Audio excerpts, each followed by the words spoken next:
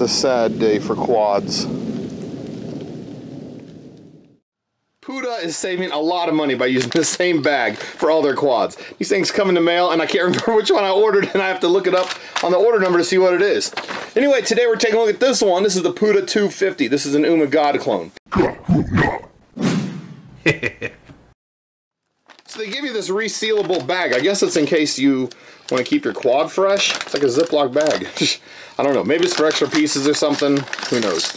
But this Ummagawd clone has been pretty popular. It kind of got cloned initially by another company, and it was an exact copy. And then Real ACC came out and made their own version. It looked like this. And this one came in at a really cheap price tag. I think it was like under 30 bucks. And this one here comes in a little over 30, or actually closer to 40. So it's a little bit more expensive, and it looks a little bit more like the original in the pictures, but we'll get it put together and we'll take a little closer look at it. And here it is, fully assembled. Now when you're putting this together the first time, you want to take these two side pieces that go around your camera and sandwich them between your arms and get those put in place first. Then you can go ahead and put the arms on, the middle piece on, and the last piece to go together will be this bottom part. Now there's two long screws, and they go right here on either side of this to hold this metal piece down, and they go down into a lock nut underneath. And then there's a lot of medium ones, and you'll know you got the right ones for these arms because they're going to stick out just a little bit out of the bottom of these nuts. And these nuts are stuck into the carbon fiber piece, so you don't have to try to hold them on, and also don't have to worry about them falling at a drone race if you're trying to replace arms.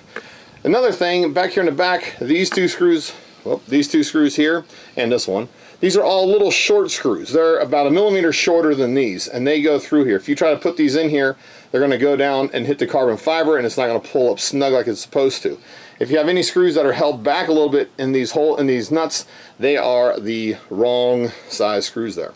So this is what it looks like. I didn't put this on because it's kind of silly, because the holes on the outside line up. These line up here and here, but the actual cutaways don't line up. Like, why would they not make this a little bit different? I don't know. Even on the Real ACC one, the top piece matches that, but oh well. I'm gonna go ahead and stick this on here. I just wanted to show you before I did it because it's just kind of odd. Alright, the foam piece is in place, and like I said, it's kind of weird because it pushes down here because there's a giant hole on the bottom that it just pushes through. Anyway, I have the two screws back here removed, so this bottom tray just dumps open like that. It makes it real easy to access your flight board and your ESC inside here. When you're putting this together, this is upside down now.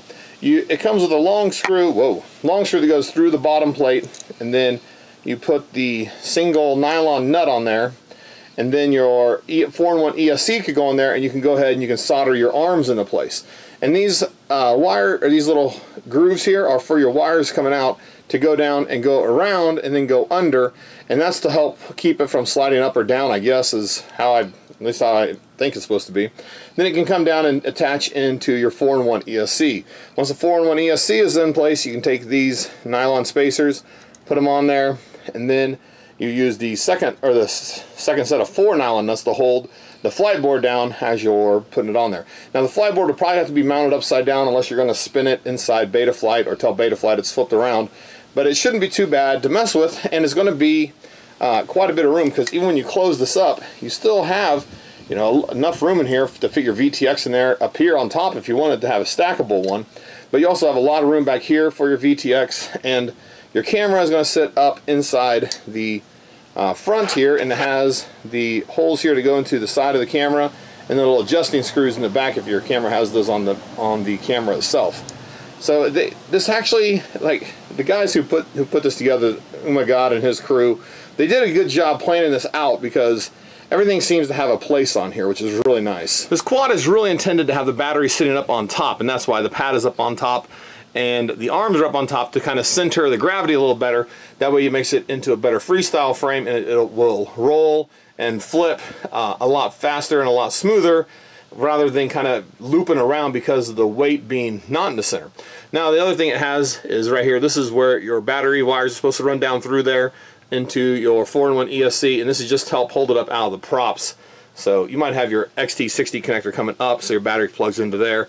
Then you have straps going through to help hold it all in place. So we'll go ahead and get some measurements off this frame, and from motor to motor it comes in almost spot on. Actually it is spot on 250, so Puda 250 is a great name. From side to side we're coming in about 175. From front to back it's coming in also a 175, which makes it a true X. The arms are 4 millimeters thick.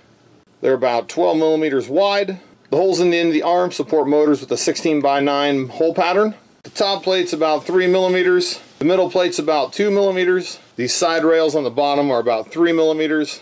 Inside the body is about 18 millimeters of space plus another millimeter or two that will be inside the side rails. Up in the front, the space for the camera is about 28 millimeters, so this is going to use full-size run cams. And up here on the top, you can see there's quite a bit of space inside here, and that's so you can run your battery strap through there to top mount your battery here. And it still allows you to take your 4-in-1 ESC and put it down pretty tight to the carbon fiber piece here to try to get the stack as short as possible. Of course, you still need nylon spacers inside there to keep it from shorting out to the carbon fiber, because that would be bad if it did. And the weight of the Puda 250 comes in around 121.9 grams, almost 122 grams. And it seems like a kind of a heavy quad, but you got to remember this one is for freestyle. It's built a little heavier to help protect your electronics inside, and it's also built with the center of gravity being up a little bit higher in between the motors to try to keep it all tight so that you get tight rolls and tight flips. So here's the Puda 250 sitting next to the real ACC version. Now these are both 250 millimeters diagonally, and they're both exactly 175 from side to side. They do have a little bit different looking arm ends. This one looks more like a floss. This one looks more like something they just put on there. I haven't seen a lot of those. And this one, the Puda has a little bit wider body to it than the real ACC, which should give it a little bit more strength. It's also probably where some of the extra weight's coming from. This one has the trim in silver, whereas this one does it in gold. I think the gold looks a lot sharper and like it's supposed to be there. Also, the top piece here on the real ACC is one big piece of steel, whereas this one, it's actually two pieces of steel with carbon fiber in between it. And I guess we would do that to try to lighten the load a little bit from trying to get the weight a little bit stronger down through here where it needs it. Anyway, this one, it will cost you about 10 bucks more than this one. But you know, if you want a little bit more strength, this is probably the way to go. This one will save you a few bucks. So this is the Puda 250. This has a lot of good things going for it, mostly thanks to Ummagawd and his crew for designing it, but it has all these screws that help hold this thing together tightly, and so that it gives it plenty of strength. The quick release arms, you can take out the inner screw, or you loosen the inner screw and take this one out, and the arm will actually slide out and let you slide the next one in, and you just tighten this screw, and then this one actually goes through. It has the kind of goes on either side of it, so they're designed for quick replacements, which would be good if you're at a event and you break one. Also, putting the center of gravity up here between the motors is going to help this thing, like I said a couple of times, to flip fast and roll quickly, and just make it an overall good feeling freestyle quad.